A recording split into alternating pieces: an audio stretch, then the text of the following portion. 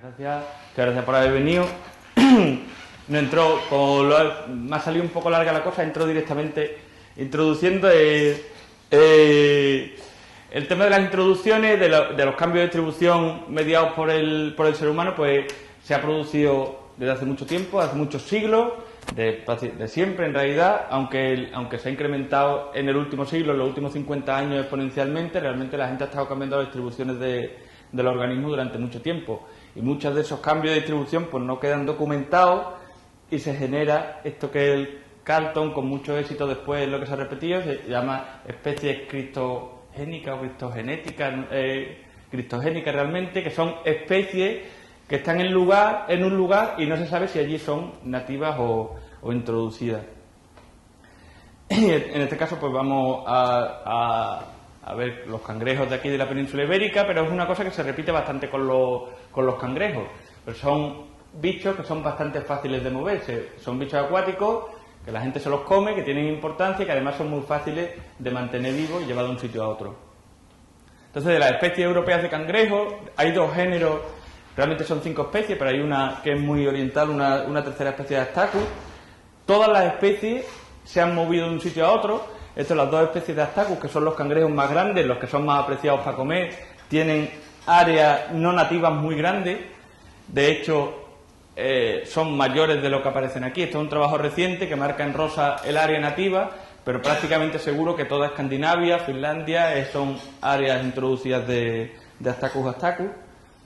Y el cangrejo que tenemos aquí, el Australopotamobius, pues también, aunque es más pequeño, menos apreciado, también se ha introducido muchas veces, algunas en áreas grandes como las Islas Británicas, es una especie introducida. Hay muchísimas introducciones puntuales a lo largo de Europa. Está introducido en Córcega, está introducido en Cerdeña, aunque no aparece ahí también. Y el caso pues sería la península ibérica. Estos autores luego vemos por qué lo consideran área nativa. Pero bueno, yo en una revisión histórica que hice, que ahora veremos que está realmente incompleta, en Kerku, pues trataba este asunto del carácter nativo o no nativo del cangrejo autóctono. Y vamos, yo más o menos concluía por la pinta que tenía que no debe ser autóctono, y a eso contestaron una gente diciendo que científicamente sí es autóctono, que la ciencia dice que sí. O sea, es una visión un poco sesgada de qué es ciencia y qué no es ciencia. Pero bueno, en todo caso es una polémica que quedó ahí, y a partir de eso, en vez de volver a Kerku, pues nos volvimos un poco a las fuentes, a hacer un repaso histórico más completo, en el que participaron varias personas, Susan Kuberski, que es una historiadora de Roma, Dani Villero del Centre Tecnology de Solsona, Carlos Nore de la Universidad de Oviedo y Alex Centeno, que lo conocéis haciendo cosas de genética. Entonces, yendo un poco a la biografía de los cangrejos de Australopotamobius, estas serían las dos especies tradicionales que hay. Digo tradicionales porque son las únicas dos especies que están formalmente descritas. Australopotamobius palliper y Australopotamobius torrentium. Estas serían las distribuciones que tienen. Sin embargo, dentro de palliper, la que tenemos aquí, realmente hay dos clados monofiléticos muy diferentes, que en algún momento tendrán que describirse como especies porque son muy diferentes, una divergencia muy antigua, que es Australopotamobius italicus y Australopotamobius palliper. Aquí ya se veía rara la cosa, porque esto tiene una distribución separada en dos núcleos, Australopotamobius italicus, con un núcleo en la península ibérica casi tan grande como Italia, como el que hay en Italia. Pero además es que Australopotamobius italicus también pasa en palliper, pero pasamos de eso, nos centramos en italicus.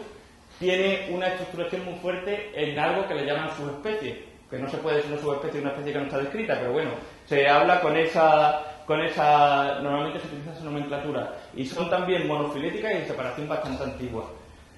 Pues todo lo que es la península ibérica pertenece a la subespecie Italicus, que es lo que está aquí en el área de la Toscana, excepto una cosa que ocurre muy rara en el río, en la Muga, en Girona, en un sector pequeño de la Muga, hay una población de Australopotamobius italicus meridionalis. Bueno, esta distribución aquí hay algo raro. O sea, eso es raro para empezar, porque es un poco raro que Australopotamobius italicus tenga un área con una diversificación muy clara en Italia y los Balcanes, alrededor del Adriático, de hecho es el área de diversificación también de Torrentium.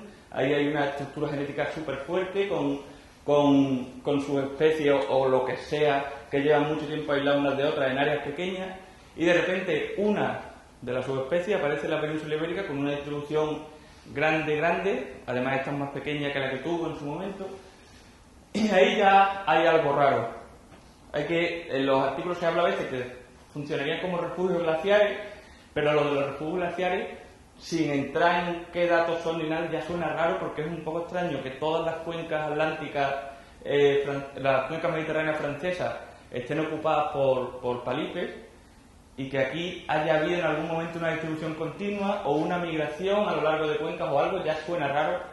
Entre otras cosas porque, por ejemplo, entre Italia y la península ibérica no hay ni una sola especie de pez de agua dulce compartida que no sea migradora. No hay nada que haya pasado entre cuencas entre esos dos sitios. Entonces ahí eso suena bastante extraño. La gente a veces se sorprende y dice, pero bueno, ¿esto cómo va a ser? Cangrejos tendría que haber, algo tendría que haber. Eso asumiendo que tendría que haber cangrejos, pero eso es un poco una tontería porque, por ejemplo, nadie se extraña de que no haya esto, que son cangrejos reales, braquiuros, de río, que los hay en Italia, los hay en los Balcanes, los hay en el norte de África. Sin embargo, nadie se extraña de que no los haya en la península ibérica.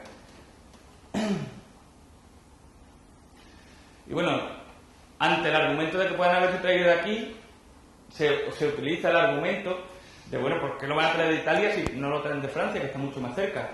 O sea, a mí me parece una pregunta un poco absurda porque la pregunta sería la otra, ¿no? ¿Cómo nos explicamos una becariancia así por procesos naturales teniendo en cuenta que esto está aquí? Pero bueno, si haces la pregunta de por qué se traen de Italia y no de Francia, pues ahí ya nos vamos a la parte de historia. Empezamos con fotitos antiguas.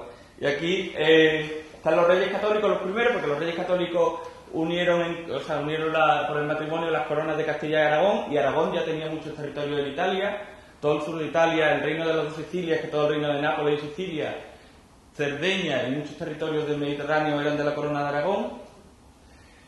En un momento dado los reyes católicos, por la amenaza que suponía Francia en ese momento, buscan alianzas en Europa y buscan alianzas con Maximiliano I, que es el emperador del Sacro Imperio Romano, y casan a su tercera hija con su hijo, que es Juana la I de Castilla, Juana la Loca, y Felipe el Hermoso. Ese matrimonio no está destinado a ser reyes de nada, porque Juana es la tercera, pero se mueren los dos hermanos y su sobrino, y ¡pum!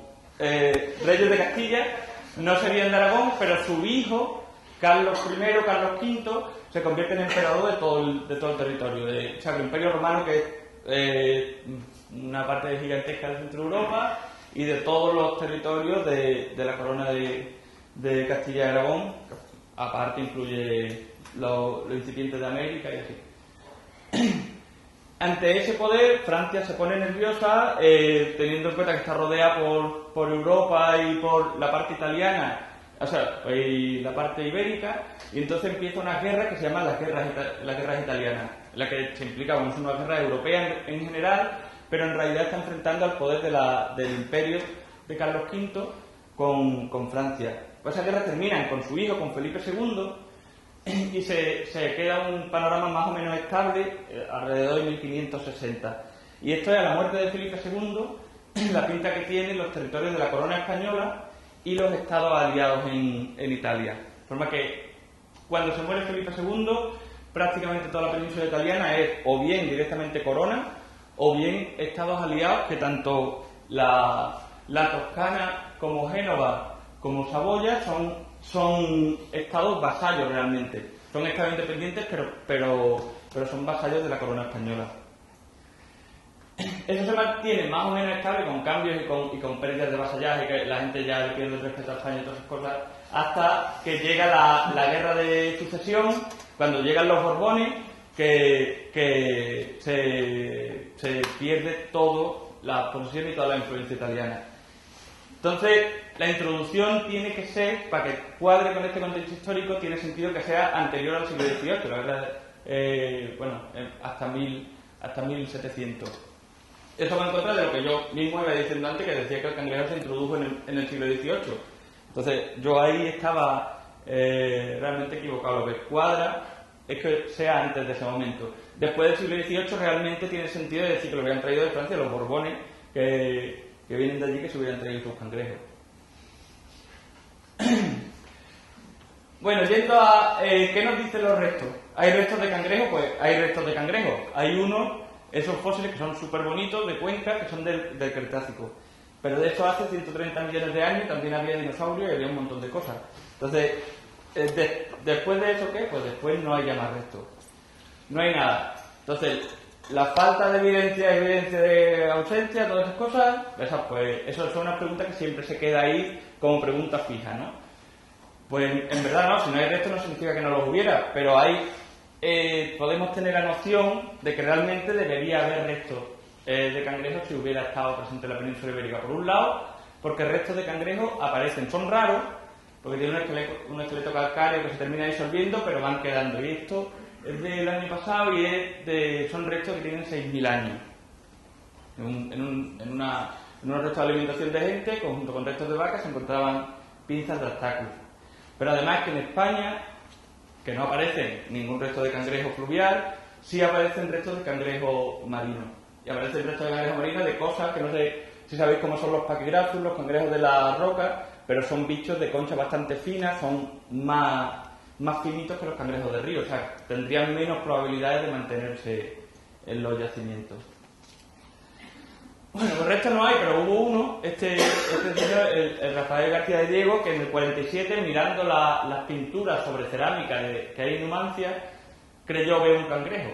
Entonces él estaba súper contento con su hallazgo, me gusta mucho eso del cerebro, este hallazgo, que es mío, porque encontró la representación más antigua del cangrejo, y se mete un poco con el pintor diciendo que en realidad era un poco burro como lo hacía y que parecía un niño, pero es que lo que está pintado es esto. Entonces, si alguien ve un cangrejo ahí, pues, se habrá tomado lo mismo que el García de Diego. Pues realmente se puede ver casi cualquier cosa. A mí me gusta ver un dinosaurio, pero cada uno puede ver lo que quiera. Esto, aunque parece una broma, está reproducido en artículos recientes como referencia de la presencia de cangrejos en la península ibérica hace 2000 años. Bueno, y vamos allá a historia escrita directa. Y empezamos con este hombre que es Ulises Aldrovandi, que es un personaje muy relevante en la historia natural a nivel universal, que montó la enciclopedia de historia natural más importante desde los griegos, por supuesto muy superada con cualquier cosa que hicieran en esa época. Y este se fue publicando durante muchos años y la mayoría de las publicaciones fueron después de su muerte. El capítulo o el tomo que va de lo que se llama Animales sin sangre, los sanguibus, esto habla de los cangrejos de río y mete esta frase que dice que en Europa abundan en todas partes, pero en España, a pesar de que hay ríos, no los hay. Yo creo que es como para decirlo, para que la gente diga, si son desiertos, dice, no, ríos hay. Entonces, y luego sigue diciendo que más cosas, por más sitios que hay cangrejos. Entonces, esta cita yo no le había dado mucha importancia, había quedado como una cosa así, pero cuando te metes un poco en el personaje, resulta que la cita se va a parecer bastante a una evidencia de ausencia, no a una ausencia de evidencia. Y eso por varias razones. Una, porque el Aldrovandi era un empirista, un defensor radical de hablar solamente de lo que se conoce de forma directa, que en esa época se oponía al racionalismo, que era unas cosas más idealistas y de montarse sus películas. Este quería ver las cosas, quería tocarlas.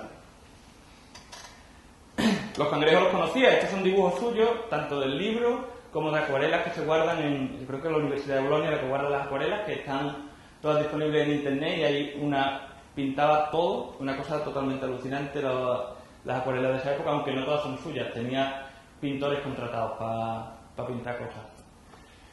Y una cosa increíble es que con 16 años hizo este viaje por España. Llegó a España por Perpiñán y atravesó, desde Barcelona, fue hasta Navarra, después hasta Galicia y de vuelta saliendo por Roncesvalles, atravesando todo lo que es el núcleo de la zona tradicionalmente cangrejera de España, que es Burgos, Palencia. Básicamente el núcleo está ahí. Lo que está en el mapa, los cuadraditos, son la distribución de los años 60 y los otros son las cuadrículas OTL que tienen de los años 2000 más o menos, que tenían cangrejos. Entonces, realmente conocía conocía el territorio, y eso tuvo que tardar su tiempito en hacer esto. Y una cosa muy importante que era, el naturalista de cabecera, hay muchísimas cartas conservadas, estaban todo el rato hablando uno con otro, de Francesco I de Medici, que es el gran duque de la Toscana, de ese estado italiano que era vasallo de España. Francesco I es contemporáneo de Felipe II, y entre ellos se establece una relación muy curiosa, y es que Felipe II es el poderoso militarmente, es el al que le rinde vasallaje Francesco I, todo depende, tiene controlado con un montón de agentes, tiene controlado el Estado, tiene controlado todo, pero los italianos son, digamos, los estilosos. Entonces, Felipe II realmente quiere ser como ellos, quiere parecerse a los italianos son los que tienen estilo, los que hacen cosas bonitas, y él quiere parecerse y todo el rato tiene ese rollo de italianizar su corte, italianizar su vida. Y hay un personaje entre ellos que funciona de conexión, que es un enano bufón, que no es porque este es un cuadro de Velázquez, este hombre tenía que ser 60 años mayor que Gonzalillo, pero para que os hagáis una idea, era un enano que empezaba como bufón, pero se convirtió en un personaje bastante clave por ser contacto entre los dos personajes estos. En las cartas que hay de Gonzalillo, el Gonzalillo le cuenta a Francesco cómo Felipe II se pasa noches enteras preguntándole qué hacen los toscanos durante todo el día, qué comen, qué se ponen las mujeres, de qué hablan a la hora de comer, todo eso para ser como ellos, que imitarlo después. Y de hecho construyó muchas cosas, como el Palacio de Aranjuez es una copia de palacios de los toscanos. Y además hacía el intercambiador de cosas. Por ejemplo, el Gonzalillo le llevó esto a Francesco I de Medici, que es un crácido americano, de los cuales llevó al menos 4, 2 especies, machos y hembras, y que llegaron vivos a la Toscana. Le llaman gallina de pelo enrizado. Entonces Francesco de Medici, como vuelta, le mandó a Felipe II lo que llamamos leopardo, que en realidad son guepardos. Son guepardos que utilizaban en las cacerías. Aquí también tiene un macaco de berbería.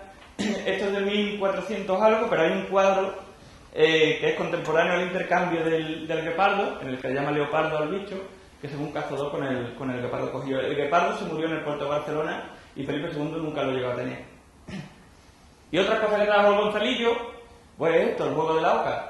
Era juego italiano y se lo trajo de forma que los hijos de Felipe II fueron los primeros que jugaron al juego de la oca, y hay cartas en las que dice que están flipados con el juego y que no pueden parar de jugar. Y la historia es que se conservan muchas cartas en las que participan el Gonzalillo, Felipe II y Francesco I, en el que se cuenta el proceso de llevada de los cangrejos desde la Toscana hasta España. Una cosa clave aquí es que gambaro o gámbaro, según se transcriba, es la referencia a cangrejo, y eso va a ser importante después también. Otra cosa importante de esta primera carta del 83, que se la escribe Gonzalillo a Francesco I, es que entra directamente diciendo y del negocio de los gambaros, o sea que ya es una cosa que habían estado hablando. Pues del negocio de los gambaros, lo que le dice ahí es que Felipe II le ha dicho a Gonzalillo que vaya a la Toscana a conseguirlos, a traerlos para España. Un embajador de Francesco I que vive en Madrid también está metido en esta historia y le dice que Juan de Idiáquez, que es el secretario de Felipe II, le ha dicho que le diga, que le insista en lo de los cangrejos y que además va a mandar a Gonzalillo para allá. 2 años después parece que todavía no la ha recibido, porque en una carta de Felipe II a su hija, que se ha ido a Italia porque se ha casado con el rey de Saboya, una referencia totalmente indirecta, le dice que los que han probado los gambaros dice que están muy buenos. O sea, que da una idea de que todavía no los tiene. De hecho, en el 86, el Gonzalillo desde Madrid vuelve a escribirle al Gran Duque de la Toscana y le dice que hay un criado del Gran Duque que es capaz de llevarlo a Madrid, que el rey estaría muy contento que lo llevara. Además, estaría muy contento si los trae vivos y que los envíe y los traiga para acá. Y 2 años después de eso, ahora con Gonzalillo desde Florencia, ya le escribió a Felipe II diciendo que los cangrejos han salido, que ha salido un barco desde Livorno hasta Alicante con unos canastos de cangrejo y que no se preocupe porque lo lleva un hombre que es capaz de mantenerlo vivo durante meses. Y desde Alicante ya viajarán a Madrid y él le aconseja además que lo lleve a Aranjuez. O sea que después de como mínimo 5 años de gestiones en las que se intercambian como mínimo esas cartas que hemos visto y probablemente fueran más tiempo, fueran más cartas, se consigue que le mande los cangrejos desde la Toscana. Una cosa importante es que coincide la subespecie. Ahora no vuelvo para atrás, pero si os acordáis del mapa de subespecies, la subespecie Italicus, la que tenemos aquí, es justo la que está en la Toscana, un área de distribución bastante restringida que se parece bastante justo al área de la Toscana. Pues solo estaba en carta, no está solo en carta, está escrito en más sitios. Hay este personaje del que no hay imagen, que es Luis Cabrera de Córdoba, es un hombre que se crió en el Escorial porque su padre ya era criado de Carlos I y de Felipe II, y se fue al Escorial cuando empezaron las obras del monasterio, del palacio, y este nació allí y toda la vida fue criado de los reyes viviendo en el Escorial. Llegó a ser además encargado de los montes, de la caza y de la pesca, y después se convirtió en una especie de agente, a veces espía y cosas así. Tuvo una relación muy íntima con el rey, y solamente 20 años después de morirse el rey, escribió una historia del reinado de Felipe II. Tiene aquí Cabrera de Córdoba, que es criado de Su Majestad Católica, de Felipe II, y después seguía siendo criado de Felipe III. Aquí cuenta cosas, es muy alabador, pero cuenta cosas curiosas de Felipe II, como que hizo traer a Madrid rinocerontes, elefantes, cosas que no sabemos lo que son, águilas, leones, onzas, leopardos, camellos, que los criaban y los utilizaban, además de avestruces y otras cosas, zaidas, no sé ni idea de cada cosa. No solo eso, sino que hasta hizo traer peces de Flandes, que trajo carpas, tencas y burguetes, que no sabemos lo que son, pero probablemente sean peces dorados, carasios, y trajo gambaros de Milán. Aquí Milán es un poco, nosotros creemos que con Milán se refiere al milanesado y como extensión general a Italia, que no se refiere exactamente a Milán, porque Milán tiene otra subespecie de cangrejo de río, el caríntico, o sea que no coincide exactamente. Pero la idea que tenemos es que se utiliza como una Italia, no existía la palabra Italia, entonces se puede que se utilizara Milán como milanesado y como por extensión Italia. Bueno, pues esto lo escribió para publicarlo en 1619, pero no se publicó hasta mucho más tarde porque se lió con una historia paralela que hay de este hombre que se llama Antonio Pérez, que trabajaba para el Felipe II, pero una intriga palaciega cayó en desgracia, estaba implicado en un asesinato y se escapó de la justicia aprovechándose de sus contactos aragoneses. Entonces, cuando contó la historia de Antonio Pérez, las cortes aragonesas se dijeron: esto es una mentira histórica y no se publica. Prohibimos la publicación y no salió esta parte, ni la que habla de los bombardeos, hasta 1870. Se quedó guardado en un cajón.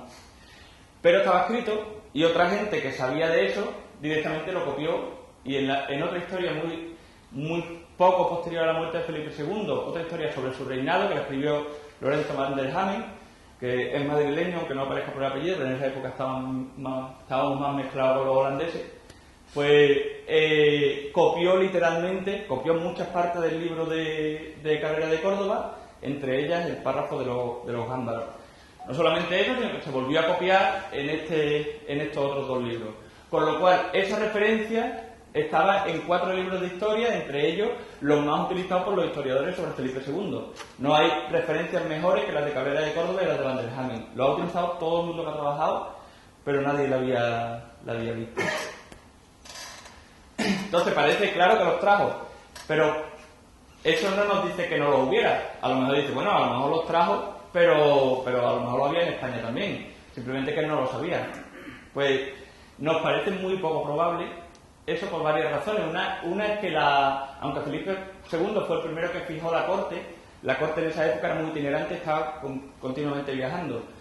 En esos viajes los reyes de esa familia, todos los reyes, pero los reyes de esa familia en concreto, de los Austrias, estaban todo el rato cazando y pescando y eran muy aficionados a eso. Entonces, por ejemplo, Maximiliano I, que lo habíamos visto antes, tiene un libro sobre la pesca en el que hay este dibujo de gente en Austria cazando cangrejos, pescando cangrejos. O se sabe que su padre, Carlos V, trajo, me encanta este dibujo porque me tiene fascinado, lo de la entrepierna y lo de los calcetines por fuera. Y se sabe que él era muy pescador como toda la familia y que hizo traer tenca para tenerla para pescar en su retiro en el monasterio de Yuste. Cuando se retiró tenía gota, estaba enfermo y asdicó y se retiró en el monasterio a pescar y tenía tenca. O sea que eran gente que estaban muy metidos. Además, en las cosas que ilustraban su casa tenía cangrejos, porque le traían los tapices flamencos que decoran varias de las residencias de los Austrias, tienen representaciones de cangrejos como ese y como este. Son cangrejos de río que están metidos por error en el zodiaco, porque están aquí entre Leo y Géminis. Luego vemos un poquito ese error, pero bueno, la cosa es que los tenía allí colgados como cuadros en los sitios donde vivía. Otra cosa es que Felipe II parece ser, aunque esto es, el Cabrera de Córdoba lo alaba mucho, pero parece que era un tío muy interesado por muchas cosas de conocimiento. Y no solamente envió las primeras misiones científicas a América, sino que enviaba dibujantes y lo que le llaman médicos para que trajeran plantas y trajeran animales y le contaran las cosas del mundo. Parece un poco raro que no supiera que había cangrejos en Burgos. Y además también empezó las relaciones topográficas, que era un trabajo hecho directamente para conocer el territorio. Y utilizando las relaciones topográficas, la distribución de la anguila, marcados en rojo los pueblos donde se citaba la anguila. No coincide mucho con la zona más cangrejera, aunque la zona de Guadalajara sí lo ha sido tradicionalmente, pero bueno, en ninguno de estos sitios se citan los cangrejos. Además probablemente existían más relaciones topográficas que no han llegado en nuestro tiempo. O sea, Felipe II debía saber más cosas de las que nosotros sabemos ahora sobre esas relaciones. Y bueno, y si hay toda esa evidencia, pues ¿cómo es que nadie lo ha visto hasta ahora? Están 4 libros, están todas esas cartas. Pues nuestra idea es que hay una clave ahí, que es la palabra gambaro o gámbaro, que nadie se ha metido y además que da mucho juego. Primero porque en todos los sitios donde hay cangrejos de río, o bueno, en todos los sitios, en la mayoría de las lenguas que tienen cangrejos de río de forma nativa, distinguen bien entre lo que son los cangrejos, los braquiuros, y lo que son los cangrejos de río con palabras diferentes. Esto en italiano es gambero, lo que después dio lugar a gambaro o gámbaro, que también le llaman gambero, yo creo, a la langosta y cosas así. Y tienen para cangrejo el gancho, y en francés también tienen cosas diferentes. En inglés también, aunque como en Inglaterra son introducidos, realmente la palabra crayfish deriva directamente de crayfish. Sin embargo, ni en catalán, ni en vasco, ni en castellano existen palabras para diferenciar esas dos cosas, que son evidentemente diferentes. No tiene mucho sentido tener la misma palabra para los dos. De hecho, la palabra cangrejo en castellano es antigua, y desde los primeros diccionarios de Nebrija y todo lo que se hizo en el siglo XVI siempre se relaciona con palabras griegas, latinas o italianas que tienen que ver con cangrejos de mar, con braquiuros, nunca con los cangrejos de río. De hecho, Andrés Laguna, que es un segoviano que estuvo mucho tiempo en Italia y que hizo una traducción, ampliación del Dioscórides,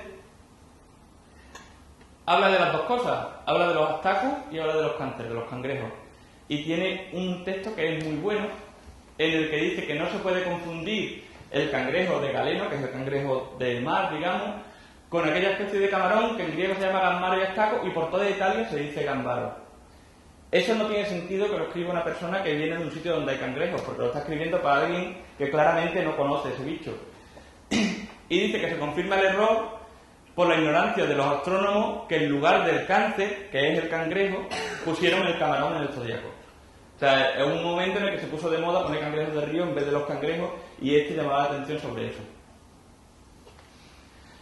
La palabra gambaro se incorpora al italiano y solamente se utiliza después de la llegada de los cangrejos.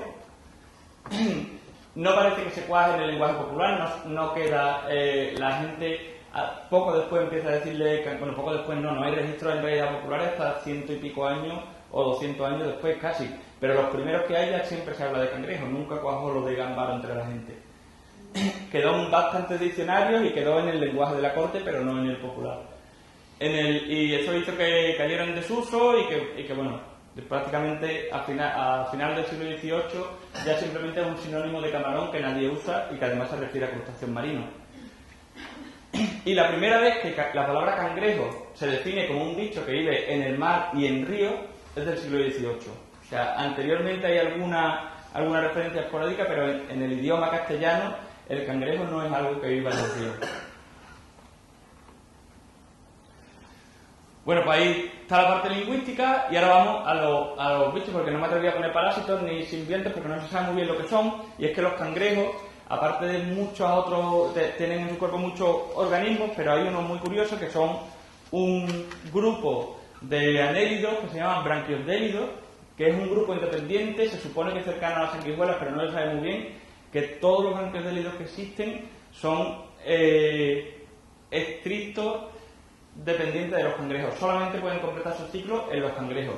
Y hay algunos que viven en las pinzas, como esos que están ahí en ese cangrejo, otros que viven en las branquias, pero todos viven en cangrejos de río, perdón. Porque aquí lo que tenemos es solamente viven en cangrejos de río de Europa y Norteamérica. Tienen una relación extraña porque no es con una carga pequeña de branquiosdélidos el crecimiento y el estado de la condición de los cangrejos mejora. Se supone que porque les limpian de bacterias, les limpian de cosas, le dan servicios positivos, pero cuando tienen mucha carga de branquiosdélidos funcionan como un parásito. El caso es que en esta revisión de los branquiosdélidos europeos, el autor recopila todo lo que se conoce y todos los cangrejos, tanto los tropotamóvilos que están aquí como los astacus, en todas partes de Europa tienen branquiosdélidos. Pero en todas partes no, menos en Irlanda y en la península ibérica. No hay ninguna referencia a branquiosdélidos aquí. ¿Qué pasa? Pues que estos son los lugares donde se llevaron los cangrejos en barcos atravesando grandes distancias. Se sabe que los cangrejos que llegaron a Irlanda no son los mismos que los de Inglaterra, que corresponden a la parte del norte de Francia, sino que son de la costa atlántica de Francia, con lo cual el viaje fue directo. Y sabemos ahora que los de la península vinieron de Italia. ¿Qué pasa con los branquiosdélidos? Que los cangrejos son muy resistentes a la desecación y pueden pasar muchos días, hasta semanas fuera del agua, pero los branquiosdélidos en pocas horas se mueren, no son capaces de resistir nada fuera del agua. Entonces un transporte de este tipo probablemente supone la desaparición de los branquiosdélidos. De hecho pasa en los cangrejos que se entierran, como los Procambarus, que el enterrarse son unas condiciones estresantes y casi toda la carga de branquiosdélidos se pierde. Por las condiciones anóxicas son unos bichos bastante sensibles. Entonces, el hecho de que no haya branquiosdélidos justo en esos dos sitios es bastante representativo, cuadra bastante con el hecho de que se hayan transportado a largas distancias. ¿En Inglaterra qué pasa? Sí hay, pero es un sitio raro, en el que hay muy pocos branquiosdélidos comparado con el resto de Europa.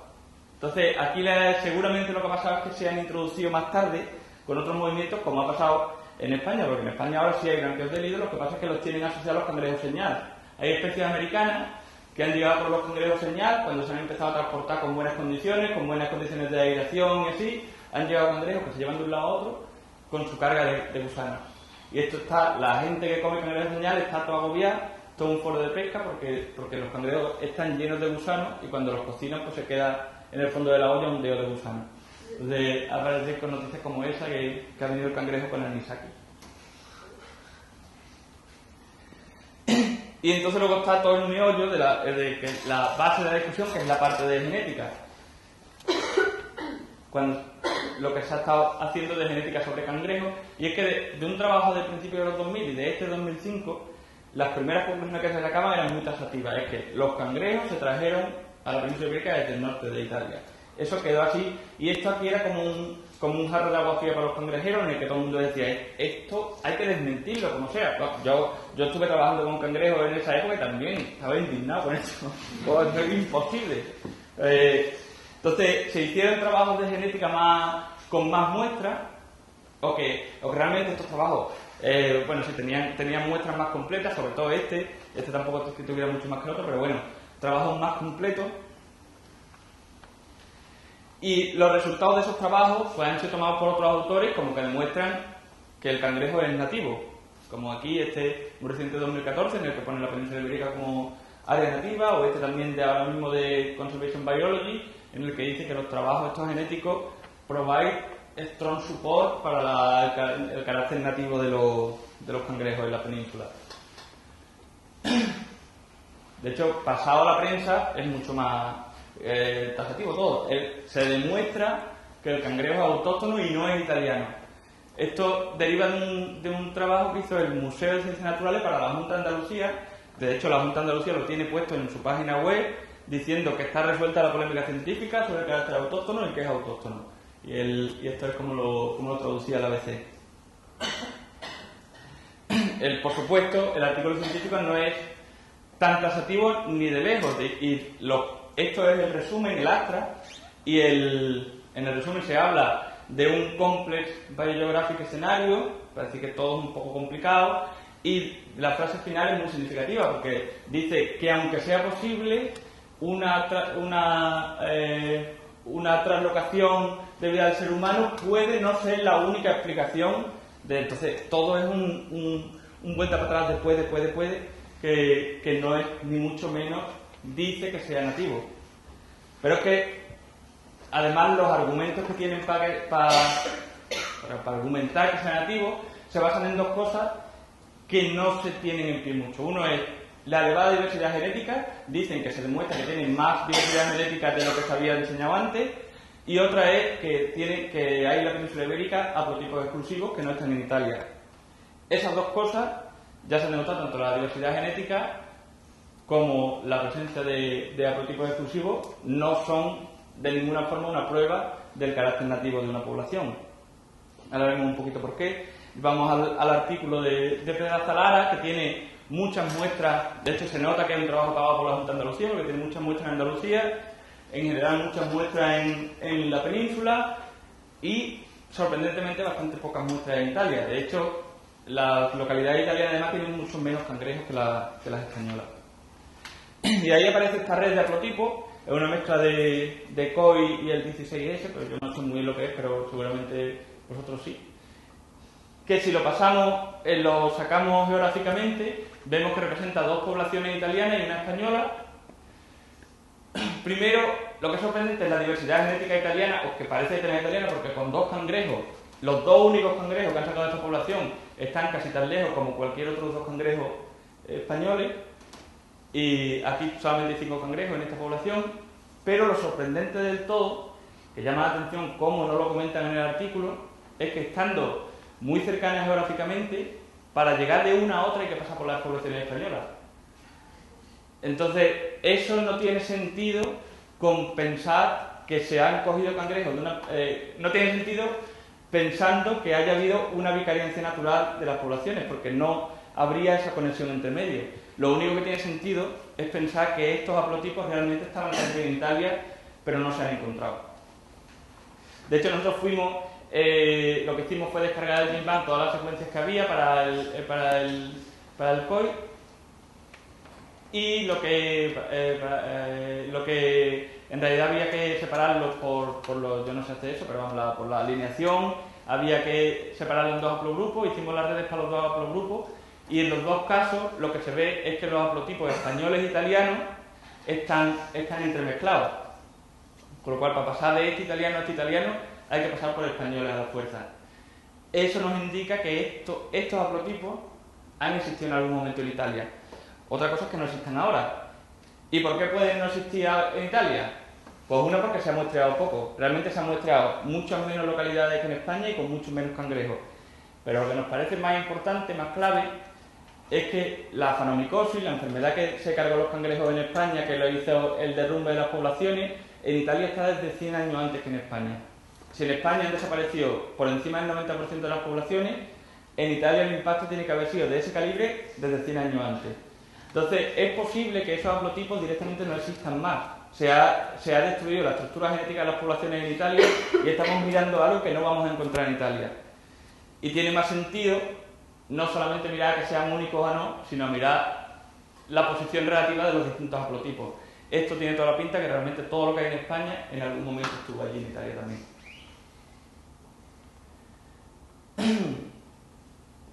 Y luego, con respecto a la diversidad genética, es probable que en realidad lo que se haya introducido en España sea una mezcla de poblaciones Eso, entre otras cosas, lo sabemos porque el archiduque de la Toscana tenía estanques en su propiedad en los que criaba lucio y otros peces, y se sabe que le traían cangrejos para darle de comer. O sea, es muy probable que su palacio fuera un centro concentrador de cangrejos de distintas procedencias, y además es probable que haya habido más de una introducción.